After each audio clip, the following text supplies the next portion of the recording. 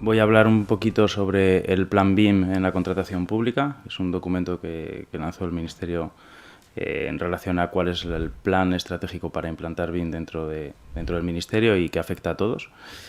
Este es un poco el índice de la sesión. Voy a hacer una pequeña introducción, luego vamos a hablar sobre el Plan BIM y al final unas conclusiones que son, bueno, conclusiones un poco personales también. En cuanto a la introducción, soy Jesús de Paz, director del Departamento de Ingeniería de Diseño y BIM en Ingecid y también CEO en Ingecid Euskadi.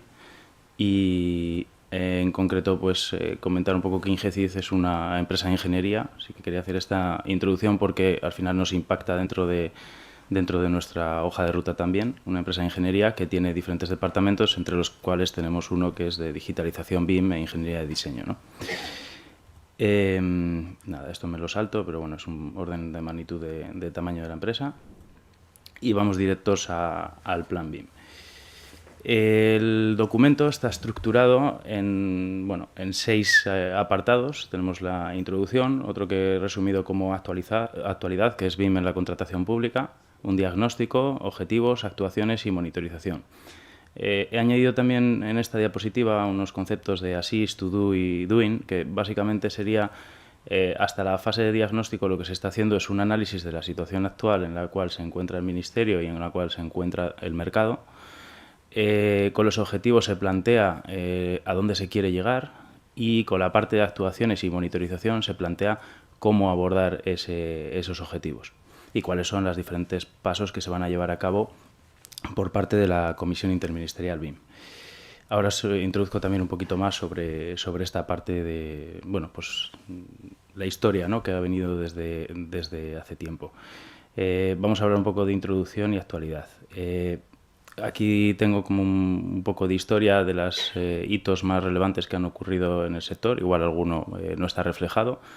Pero bueno, en 2014 se pone de manifiesto las directivas del Parlamento Europeo sobre la contratación pública. Aquí es cuando empezamos a oír hablar de BIM ya en documentos oficiales. Ahora entro un poco más en detalle. En 2017 se incorporan esas directivas dentro de la Ley de Contratos del Sector Público. En 2018 se crea la Comisión Interministerial BIM y en 2023 se aprueba el Plan BIM. ¿Vale? Es muy resumido el roadmap que tenemos aquí. Entrando un poco en detalle, en 2014 hay una directiva del Parlamento Europeo donde se indica que hay una posibilidad de que los Estados miembros exijan unas herramientas de diseño electrónico de edificios o herramientas similares, lo que quiere decir pues, que se puede pedir BIM, ¿no?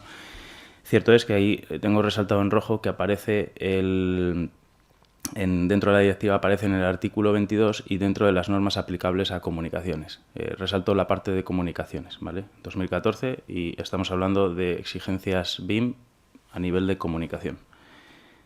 Si nos vamos a 2017, donde se incorpora dentro de la ley de contratos del sector público, también vuelve a aparecer la palabra comunicación. Está en la disposición adicional 15ª, normas relativas a los medios de comunicación, etcétera, etcétera. En este punto, se especifica, ¿no?, que se podrá exigir herramientas de modelado digital de la información, de construcción, entre paréntesis BIM, o herramientas similares. Luego aquí se está haciendo incluso un poquito más de referencia a BIM, porque en el otro caso, aunque he puesto que esto es BIM, no estaba especificado. En este caso sí que se implica. Vale. A partir de 2018 es cuando se decide, en el Real Decreto de 1515-208 del 28 de diciembre, pues en el artículo 4 y punto 1 prevé que el Consejo de Ministros apruebe un plan BIM, es decir, se crea la Comisión Interministerial y esa Comisión Interministerial en este artículo tiene como función elaborar un plan de incorporación de la metodología BIM, que está aquí resaltado de color verde, ¿vale?, que es el objeto de esta presentación. Y por último, hace no tanto, se aprueba el Plan BIM por el Consejo de Ministros el 27 de junio de 2023. ¿Vale? El objetivo de ese Plan BIM es que desde que se ha aprobado, se revisará en 2 años. Eso veremos un poco dentro ya de las actuaciones al final de monitorización, vemos un poco cuáles son los decalajes, los tiempos que se manejan. Vale. Aquí es importante también destacar que el motivo de la aprobación del Plan BIM, o sea, por qué el Consejo de Ministros decide aprobar el Plan BIM, es porque tiene tres objetivos bastante claros. Uno es ayudar a la eficiencia del gasto público, el otro es impulsar la transformación del sector de la construcción, la transformación digital del sector de la construcción, y por otro, que hay un uso potencial y hay mucho margen de mejora dentro de lo que son los contratos públicos en cuanto a metodología BIM o implantación de esta metodología. En cuanto al primer punto, el ayudar a la eficiencia del gasto público, he resaltado algunos datos relevantes. El EUBIM Task Group resalta que hay ahorros entre el 10 y el 20%. Esto probablemente sea bastante analizable pues, digamos, en España a medida que vayamos avanzando y podamos ver ese retorno o ese ahorro que puede suponer. Cierto es que sí que se minimizan también los riesgos y que aumenta la coherencia de los proyectos y del proceso constructivo. Esto es algo que es realista y que tiene mucha coherencia. Muchas gracias. Se optimiza tiene un objetivo de optimizar la gestión de los activos siempre que se tenga en cuenta todo el proceso del ciclo de vida de las infraestructuras y se evita la pérdida de información. En cuanto a la parte relacionada con el impulso para transformar el sector de la construcción, aquí tengo un gráfico que es bastante antiguo, probablemente ahora tengamos otra imagen, pero bueno, es un gráfico de referencia de McKinsey Global Institute Industry. No se ve muy bien, pero si lo buscáis en internet veréis que en el gráfico la anteúltima fila es construcción y aparece todo en rojo, es decir, es uno de los sectores que en aquella época se consideraba como menos digitalizado.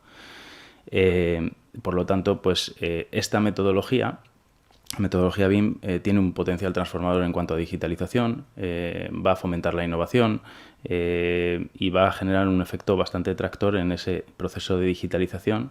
Y también hay que tener en cuenta que la pyme de este sector en concreto pues es una de las menos digitalizada. Esto viene especificado dentro del Plan BIM, hay unas explicaciones relacionadas con esto, donde se identifica que aproximadamente un 95%, 96% es microempresa y un 4,15% una pequeña empresa. Entonces, bueno, sí que se pone mucho de manifiesto dentro del Plan BIM el concepto de pyme y la importancia de la pyme dentro del proceso de implantación BIM dentro de lo que es el Plan BIM, ¿no? Y en cuanto al uso potencial, es que hay mucho margen de mejora y esto se debe a que más o menos el 1,4% del valor estimado de los contratos es lo que se está ejecutando con BIM y se estima que se puede llegar a un 20 o un 25%. Por lo tanto, hay un enorme potencial donde crecer en este sentido. A partir de este punto, tenemos también muchos datos relacionados con el observatorio BIM, que es una de las herramientas que se desarrolló por parte también de la Comisión Interministerial BIM, donde, aquí he hecho un pequeño resumen del número de licitaciones y cómo ha ido evolucionando. Vemos que hay tres líneas, una de color verde, otra de color amarillo y una azul. La azul es el total, la amarilla son infraestructuras y la verde es edificación. Vemos que hay una clara tendencia creciente también en el sector de infraestructuras y de obra civil. Ha ido incrementando en gran medida, digamos que al inicio empezaba un poco rezagada, pero después ha ido incrementando. Y ahí tenéis unos links y unos enlaces a diferente información dentro de lo que es la Comisión Interministerial BIM y documentación bastante interesante. Dentro de lo que es el observatorio BIM, que todos podéis acceder en internet, pues hay diferente información. Aquí en esta diapositiva me gustaría resaltar como dato interesante este gráfico que tenemos aquí, donde aparece que el 4% de los proyectos tienen un objetivo de explotación y mantenimiento. Es un porcentaje muy pequeño, pero creo que tiene coherencia porque en la fase en la que nos encontramos pues todavía no se está teniendo en cuenta en la medida de la importancia que tiene. Este 4% creo que en los próximos años va a aumentar bastante porque poco a poco nos estamos dando cuenta, el sector en general, de que es necesario tener en cuenta esta metodología, sobre todo pensando en operación y mantenimiento. Por lo tanto, pues cada vez más irá incrementando este porcentaje. Por otro lado, también dentro del observatorio podemos ver diferentes usos BIM y entregables BIM con porcentajes de qué es lo que más se pide dentro de los diferentes contratos. Estamos hablando, por ejemplo, de usos BIM como integración de disciplinas y coordinación 3D, que en el 90% de los proyectos es un uso que aparece reflejado. Aquí lo que podemos ver es la priorización de usos que se está persiguiendo o que se está viendo, y que, bueno, en función de esto también pues tendremos bastante claridad en cuanto a las cosas que son realmente prácticas en los proyectos y en los contratos de construcción. Y por otro lado, en cuanto a entregables, pues también cuáles son los entregables que más se solicitan, ¿no? Vemos ahí un 81% relacionado con el plan de ejecución BIM, lo cual, pues bueno, debería ser un 100%, ¿no? Pero bueno, es un punto importante. Y por último, dentro de lo que es el observatorio, también se habla un poco de, o te da unos gráficos sobre cómo se implementa los requerimientos dentro de los diferentes pliegos, ¿no? Estamos hablando de si se introduce dentro del pliego de cláusulas administrativas y cómo se introduce. Estamos hablando de que el 80% está relacionado con una puntuación técnica, el 20% con una solvencia técnica y cerca del 1% sería pues de mejoras adicionales, ¿no?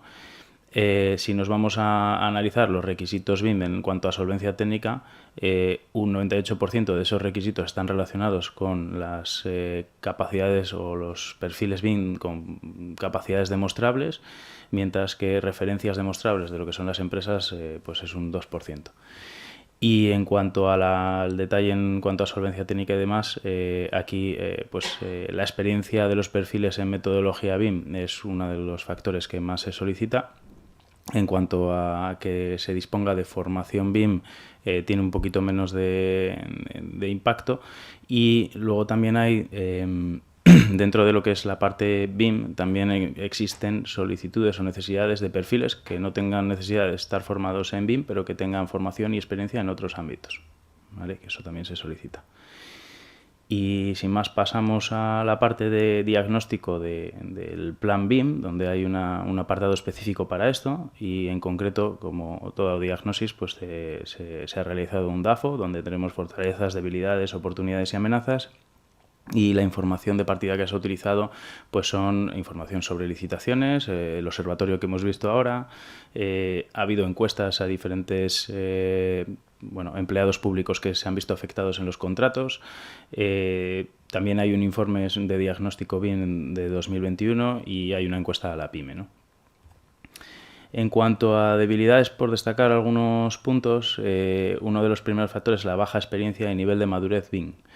Se habla que pues aproximadamente el 30% hay un 30% de experiencia en redacción de pliegos BIM, lo cual implica pues que no hay mucha experiencia en cómo redactar un pliego BIM, y eso es una debilidad. En cuanto a la capacitación, se indica que dentro del Ministerio el 38 y pico, bueno, el 40% presenta formación BIM, pero de ese 40%, casi el 80% se han formado por iniciativa propia. Por lo tanto, también hay una debilidad en cuanto a cómo capacitar a la gente, ¿no? Por otro lado, hay una ausencia en cuanto a enfoque de implantación común, y esto está relacionado con que no hay una hoja de ruta clara, que el plan BIM persigue tener esa hoja de ruta, pero además que muchas veces nos basamos en los pliegos, o vemos a veces que exigen pues normativas extranjeras o conceptos que vienen de otros países que quizás incluso en términos legales funcionan de forma diferente o tienen otros objetivos que igual no están alineados con nuestra forma de proceder. Entonces esto también hay que tenerlo en cuenta, porque a veces se dificulta un poco el trabajo el tener unas expectativas que no están alineadas con la forma de proceder en España. Y también destacar que el 70% del equipo, digamos, del ministerio pues no tiene hardware adecuado para poder gestionar esta metodología, y esto es algo que hay que prever. Y bueno, que en cuanto a la encuesta que se hizo a la PYME, pues destaca que el 53% de las encuestados pues asumían no tener la capacidad de afrontar los contratos BIM. Vale. En cuanto a fortalezas, muy rápido, pues el 73% de los encuestados identifican que entre 3 y 10 años va a haber unas expectativas de uso generalizado de la metodología BIM. Hay experiencias piloto que están en marcha ahora mismo y otras que van a estar en marcha de experiencias bastante relevantes. Y bueno, 75% de los contratos son menores de 2 millones de euros, lo cual impacta directamente la parte de microempresa. Y bueno, sí que han dicho o que indican, por ejemplo, en el documento que el 50% de la pyme tiene formación ya cursada. Y además, esto aparece en fortalezas y también aparece después en otro apartado negativo, que es que el software BIM no restringe el acceso a la pyme y el precio, digamos, es equiparable a herramientas adicionales. Bueno, aquí hay diferencias de opinión, pero bueno, es un poco lo que se indica. En cuanto a los proyectos piloto, os pongo dos ejemplos. Uno es en concreto un proyecto piloto, que es el de la izquierda, que es la experiencia piloto de implantación de la metodología BIM en fase de proyecto y obra en la Dirección General de Carretera, que estamos ejecutando desde Ingecid y que está enfocada a la A67 Polanco-Santander, un tramo de ampliación de tercer carril. Y luego otro proyecto que podría haber servido y que ha servido como piloto para aterrizar pues conceptos ha sido uno que ya conocéis casi todos, que es el proyecto de la variante sur metropolitana de Bilbao, que ya se ha terminado y donde hemos estado trabajando sobre todo en la parte de infraestructura, ejecutando los diferentes usos de la metodología BIM que se solicitaban y viendo cuáles son las formas más prácticas de llevarlos a cabo. En cuanto a las amenazas, hay un rechazo y una negación de las ventajas de la metodología BIM. Esto nos lo encontramos siempre. Es muy habitual encontrar esas desventajas o no tener esas ventajas claras, y además se sobrevalora las barreras que existen en el mercado. Es decir, siempre que vemos algo negativo lo sobrevaloramos o le damos mayor importancia de lo que es. También hay un amplio número de organismos en el sector público y hay que coordinarlos conjuntamente, porque de nada sirve tener una estrategia clara solo para una parte del sistema. Tenemos que tener una estrategia clara, homogénea para todo el sistema.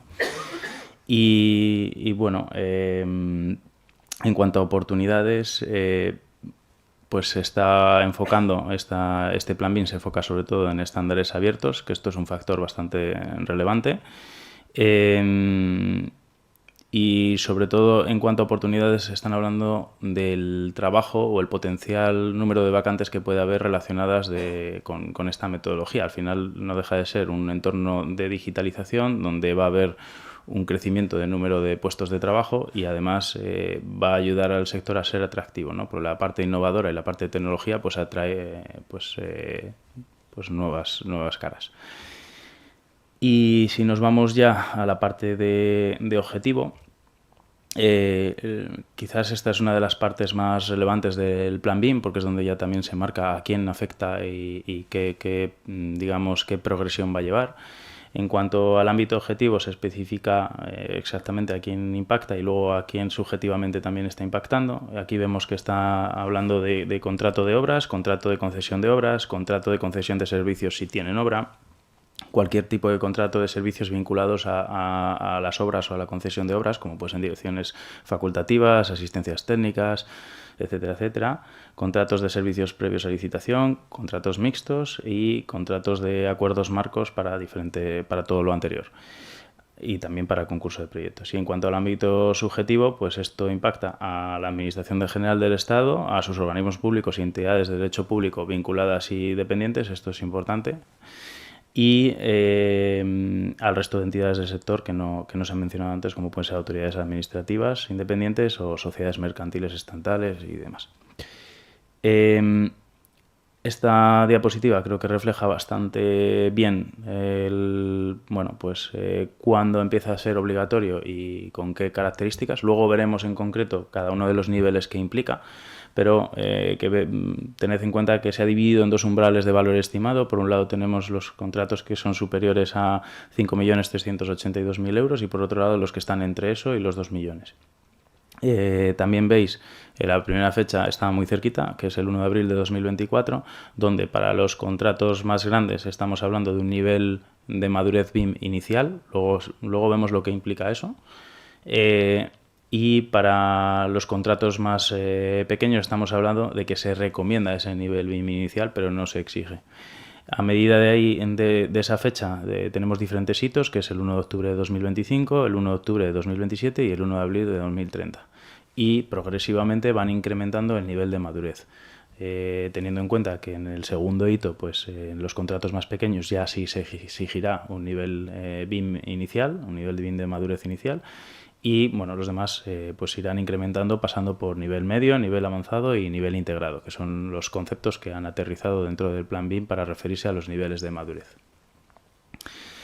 Es importante destacar que el órgano de contratación debe tener al mismo tiempo un nivel BIM de madurez igual al que exige, o si no, solicitar asistencia técnica BIM para poder hacer frente. Esto es importante porque al final se está pidiendo BIM, pero lo importante es que ese BIM que se pide o esa información que se solicita, pues que pueda ser gestionada, ¿no? Y también se identifica que cualquier contrato podrá ser solicitado bajo metodología BIM, independientemente de su valor, si así se considera necesario. Normalmente esto se incorpora en el pliego de prescripciones técnicas, pero también es posible incluirlo en el administrativo. Hay excepciones, como toda regla tiene su excepción. Aquí he planteado algunas de las excepciones, pero lo importante de esas excepciones no es que puedan llevarse a cabo, sino que tienen que registrarse. Tienen que desarrollarse unos informes de motivación de la necesidad de ese contrato a esa excepción, y además, en el caso de que sean superiores a 12 millones de euros, ese informe se eleva a la Comisión Interministerial BIM, que lo analiza para poder tener en cuenta pues este tipo de datos. En cuanto a los estándares aplicables y que se solicitan, se aboga por los estándares abiertos, como es lógico. Al final consideran que un estándar abierto es un estándar que sea público, que su uso sea gratuito o que el coste sea residual o no dificulte su acceso. Y por otro lado, que no esté condicionado al pago de licencias por propiedad intelectual o industrial.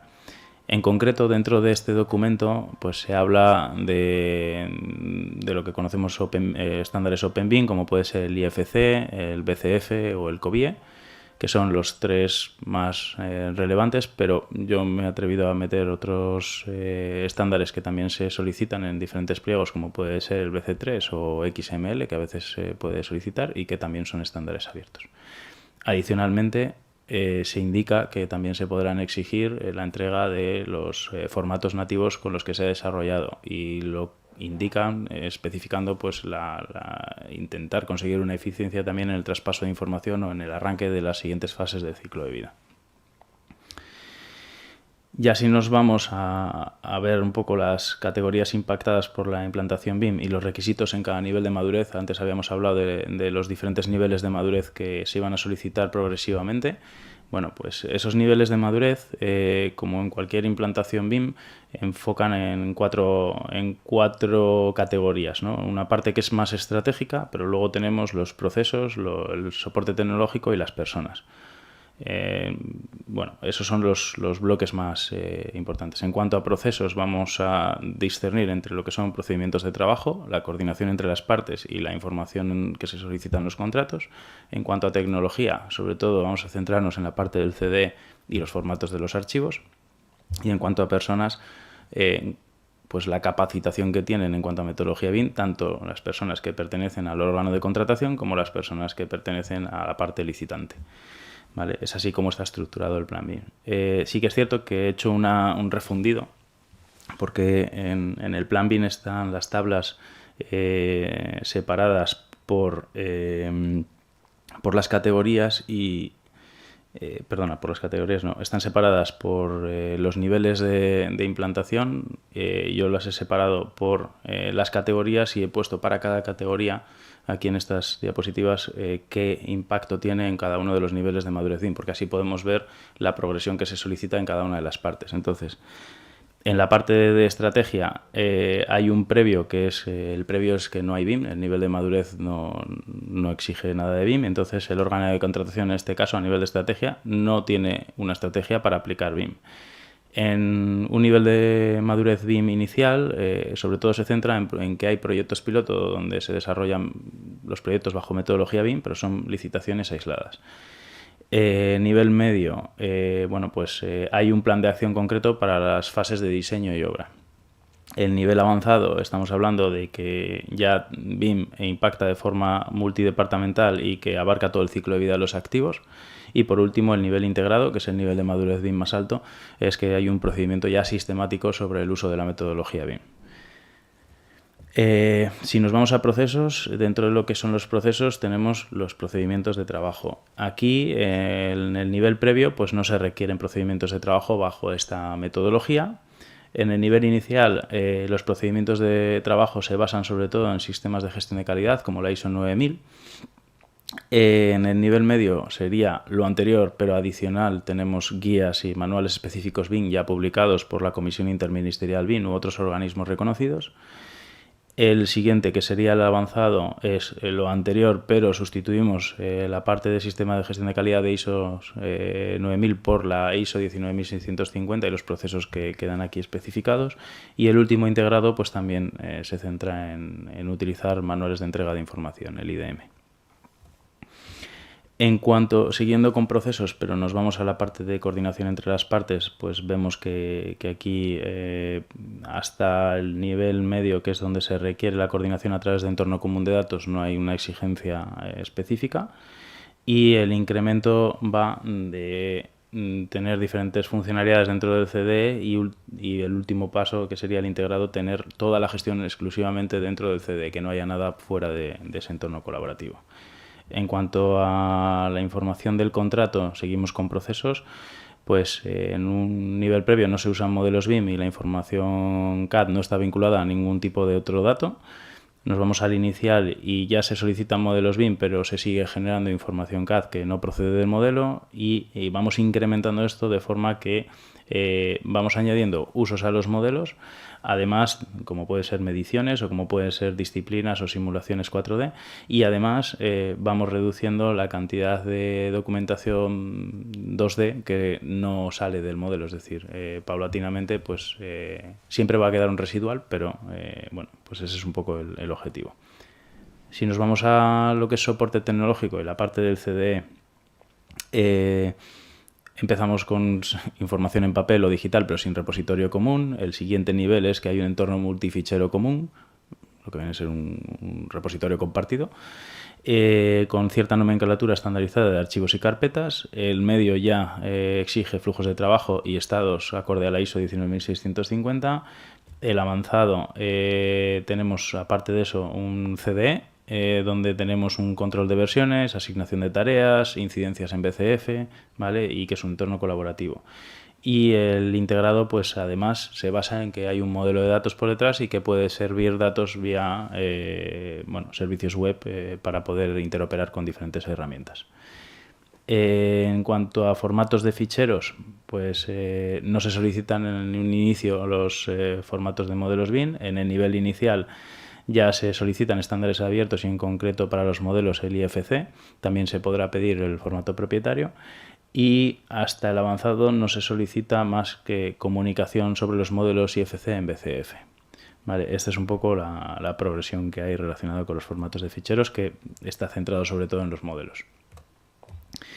Y en cuanto a personas, en cuanto al órgano de contratación, pues en una fase previa no se requiere de personal con conocimientos BIM. En el inicial, al menos una persona en el contrato tiene que tener conocimientos y haber sido formada en BIM, y esa persona es la responsable BIM del contrato, que elabora requisitos de información y supervisa entregables. En el siguiente nivel, el medio, todo el equipo de trabajo tiene que tener formación en BIM. Hay un responsable del contrato y también hay un responsable BIM del órgano de contratación, que se coordinan entre sí. En el avanzado, además de estar formados en BIM, están formados sobre la ISO 19650, todo el equipo. Y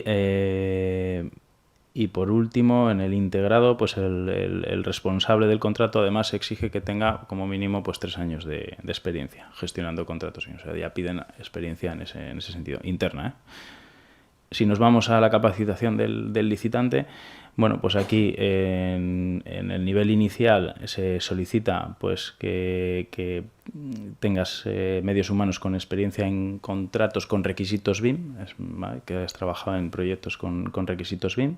Hasta el nivel avanzado no se solicita más requerimientos, donde ya hayan gestionado proyectos y obras y modelados BIM dentro de los proyectos. Y por último, en el integrado además se valora bien la implantación de la UNE 19650. Y pasando ya rápidamente a la parte de actuaciones, las actuaciones van a afectar también a las categorías que hemos visto, ¿no? A la estrategia, personas, procesos y tecnología. Pero en concreto esto se refiere a lo que la Comisión Interministerial BIM va a hacer para poder lograr llegar a alcanzar los diferentes niveles de madurez que hemos visto antes, ¿vale? En concreto, hay diferentes líneas estratégicas, diferentes actuaciones. En cuanto a la línea de estrategia, voy a mencionar las 4 primeras porque son las más relevantes, que son la gobernanza, porque la Comisión Interministerial BIM va a crear una oficina de gestión BIM, lo que comúnmente se conoce como BMO, que va a desarrollar las siguientes 3 que vemos aquí, ¿no? Que sería coordinación, que tiene que coordinar y acompañar a los ministerios para ayudarles a resolver dudas, a acompañamiento dentro de los pilotos que se vayan licitando, a asesoramiento en las estrategias, a fomentar estudios, informes y buenas prácticas de BIM. En cuanto a seguimiento, va a hacer un seguimiento de la implantación del Plan BIM en la Administración General del Estado, y en cuanto a comunicación, tiene que diseñar y ejecutar un plan de comunicación de los beneficios, los mecanismos que se han estado siguiendo para monitorizar el seguimiento, experiencias y casos de éxito que se han llevado a cabo. Entonces, estas 3, que son bastante importantes, se llevan a cabo por parte de la BMO, que se configura por parte de la Comisión Interministerial BIM. Vale. Si nos vamos a la parte de procesos, las actuaciones pues también tienen diferentes actuaciones. En este caso son 4, que son en cuanto a la regulación, pues análisis del marco regulatorio europeo para ver qué cosas son aplicables a BIM y definir el encaje de ese análisis que se ha hecho y de lo que se ha identificado dentro de los contratos del sector público, ¿no? De la ley de contratos del sector público. La Comisión Interministerial BIM tendrá que elaborar una guía para la contratación pública con requisitos de información BIM que dé soporte a que puedan elaborar los pliegos, pero también hacer el seguimiento de lo que se ha adjudicado, y además generarán una guía para la estandarización de requisitos. Básicamente esta guía está pensada para que todo el mundo esté en la misma página, es decir, que BIM signifique lo mismo para todos, que se tenga un lenguaje común, que esté estandarizado y que sea coherente. Y por último, algo que ya se está trabajando, pues es la elaboración de un sistema de clasificación de elementos BIM. En cuanto a la parte de tecnología, pues tenemos también tres líneas de actuación. Va a haber un estudio para evaluar las necesidades TIC de la Administración General del Estado, sobre todo centrando en los usos BIM y en los roles BIM. Se va a establecer un CDE. Actualmente ya hay un contrato en marcha para el desarrollo de un CDE. Donde ahí aparecen una serie de requisitos mínimos, pero bueno, que hay mucha información, ¿no? Sobre todo que tiene que cumplir también con el Esquema Nacional de Seguridad, el Esquema Nacional de Interoperabilidad, y tiene que tener capacidad de integrarse con otros sistemas, porque no quieren ser competencia tampoco de herramientas comerciales, ¿vale? En cuanto al seguimiento de los avances de estándares de código abierto, esto se refiere sobre todo a que la tecnología evoluciona, todo evoluciona, y entonces hay que hacer un seguimiento de cómo evolucionan esos estándares, porque puedan aparecer nuevos, porque puedan cambiar los existentes, y pues tenemos que estar actualizados. Actualmente en el radar está el IFC, el BCF y el COBIE, que ya los hemos mencionado antes. Y también van a crear un portal de tecnología BIM, es un portal web donde van a proporcionar pues información técnica, estándares abiertos, formatos, protocolos, sistemas de clasificación. O sea, todo ese contenido pues lo van a ir publicando para que sea accesible para todos.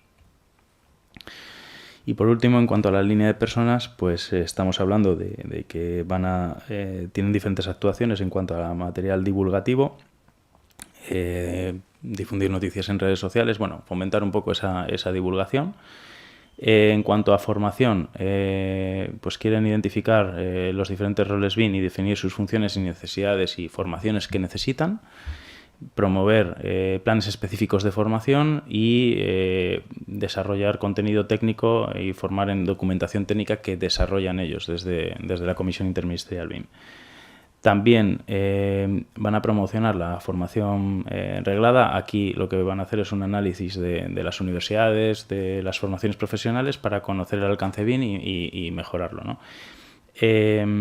Dentro de lo que sería la Administración General del Estado, van a tratar de implementar esta metodología BIM también en la parte de las oposiciones y cursos selectivos. Y en el ámbito profesional pues utilizarán colegios profesionales y otros medios para, mediante subvenciones, pues conseguir que haya formaciones BIM, ¿no? Y ya por ir terminando, en cuanto a la parte de monitorización, bueno, pues hay 3 conceptos importantes. Uno es el seguimiento anual. La Comisión Interministerial BIM tendrá que desarrollar un informe anual todos los años, tendrá que ir haciendo un informe pues que se basa en información de las licitaciones que tienen requisitos BIM, de aspectos jurídicos que han ocurrido, una trazabilidad de estos, dificultades que encuentra la PYME mediante encuestas. Bueno, pues hay una serie de actuaciones que se manifiestan dentro de este plan BIM para hacer ese seguimiento anual.